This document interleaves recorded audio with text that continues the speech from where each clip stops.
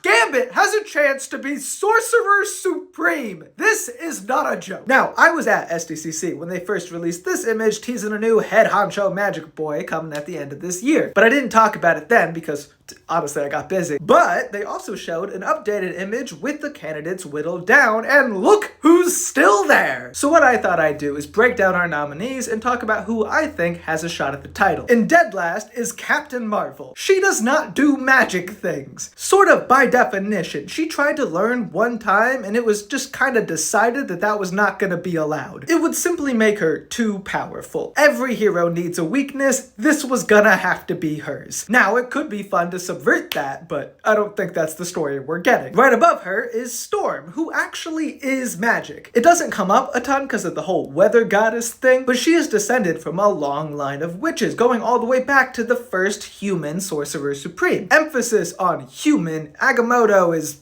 complicated. Though recent comics would suggest that she's related to him too. I think that was a mistake. But still, her current solo has addressed that she is not embracing her magical heritage enough, and that could be foreshadowing. I think the woman's too busy. Between the X-Men, the Avengers, being an avatar of eternity, the girl is booked. Now, Valeria I have this low, kind of purely out of spite. She does make the most sense for plot reasons. The current Sorcerer Supreme is Dr. Doom, her godfather. The two are very close, and if he was to bequeath the title, she is definitely the one he would pick. Not the least because it would allow him to give a giant middle finger to the entire magic community, and allow him to still possibly have influence over the power. And while we're talking about people who make sense, Nico Minoru, just an actual magic user. Yeah, there's not much more to honestly say about her. The biggest things in her favor are that she has always been the most popular member of the Runaways, was recently put in a Spider-Man cartoon, and is long overdue for some promotion or big push, but she's still not as cool as my boy. Now, listen, this isn't as random as you might think. Gambit's been magic adjacent for a while now. On Krakoa, he served on the fantasy-style teams Excalibur and Knights of X. This is where he famously fought Merlin, not to much success, and gained a pack of magic tarot cards that he could charge for